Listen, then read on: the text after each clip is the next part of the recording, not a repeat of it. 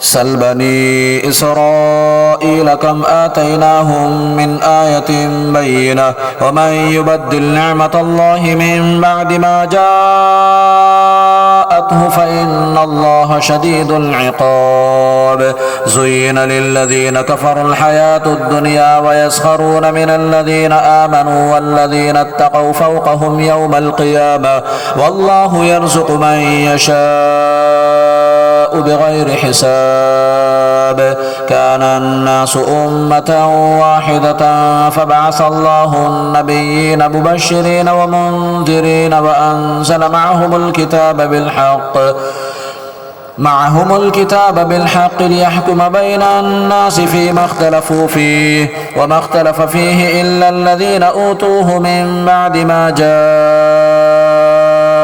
البينات بغيا بينهم فهدى الله الذين آمنوا لما اختلفوا فيه من الحق بإذنه والله يهدي من يشاء إلى صراط مستقيم أم حسبتم أن تدخلوا الجنة ولما يأتكم مثل الذين خلوا من قبلكم مستهم البأساء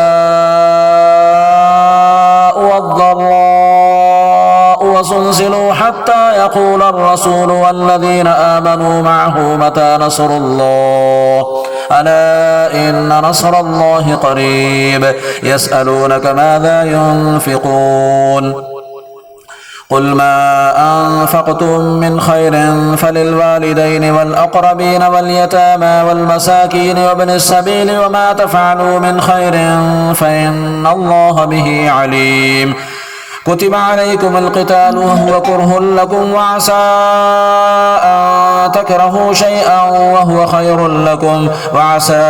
أن تحبوا شيئا وهو شر لكم والله يعلم وأنتم لا تعلمون يسألونك عن الشهر الحرام قتال فيه قل قتال فيه كبير وصد عن سبيل الله وكفر به والمسجد الحرام وإخراج أهله منه أكبر عند الله والفتنة أكبر من القتل ولا يزالون يقاتلونكم حتى يردوكم عن دينكم إن استطاعوا ومن يرتدد منكم عن دينه فيمت وهو كافر فأولئك حبطت أعمالهم في الدنيا والآخرة وأولئك أصحاب النار هم فيها خالدون إن الذين آمنوا والذين هاجروا وجاهدوا في سبيل الله أولئك يرجون رحمة الله والله غفور رحيم يسألونك عن الخمر والميسر قل فيهما إثم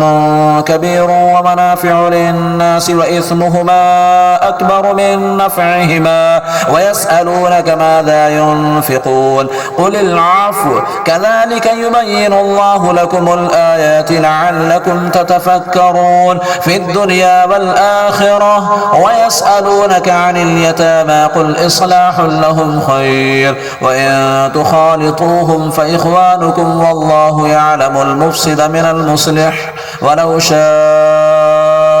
الله لأعنتكم إن الله عزيز حكيم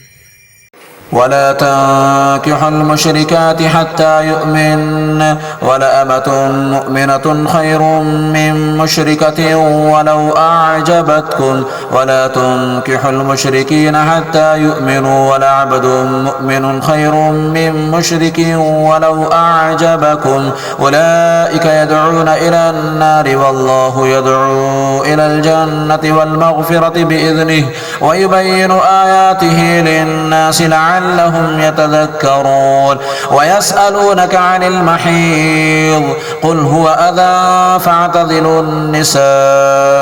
في المحيض ولا تقربوهن حتى يطهرن فإذا تطهرن فأتوهن من حيث أمركم الله إن الله يحب التوابين ويحب المتطهرين نساؤكم حرث لكم فأتوا حرثكم أن شئتم عنا شئتم وقدموا لأنفسكم واتقوا الله واعلموا أنكم ملاقوه وبشر المؤمنين ولا تجعلوا الله عرضة لأيمانكم أن تبروا وتتقوا وتصلحوا بين الناس والله سميع عليم لا يؤاخذكم الله باللغو في أيمانكم ولكن يؤاخذكم بما كسبت قلوبكم والله غفور حليم للذين يؤلون من نسائهم تربص 4 أشهر فإن فاءوا فإن الله غفور رحيم وإن عزموا الطلاق فإن الله سميع عليم والمطلقات يتربصن بأنفسهن 3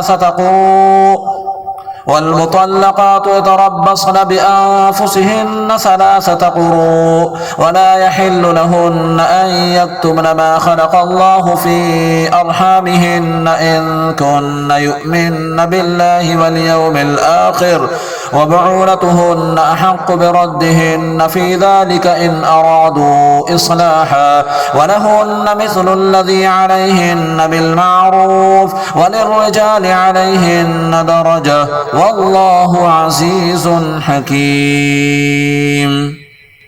الطلاق مرتان فإمساك بمعروف أو تصريح بإحسان ولا يحل لكم أن تأخذوا مما آتيتموهن شيئا إلا أن يخافا ألا يقيما حدود الله فإن خفتم ألا يقيما حدود الله فلا جناح عليهما فيما افتدت به تلك حدود الله فلا تعتدوها ومن يتعد حدود الله فأولئك هم الظالمون فإن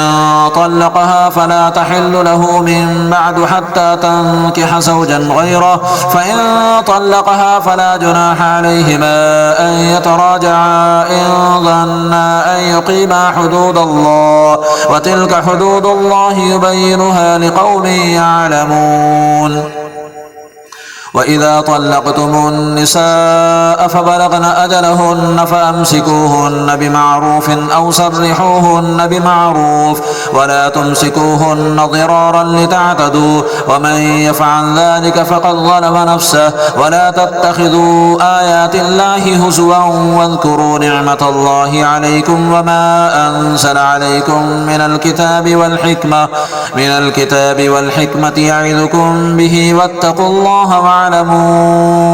أن الله بكل شيء عليم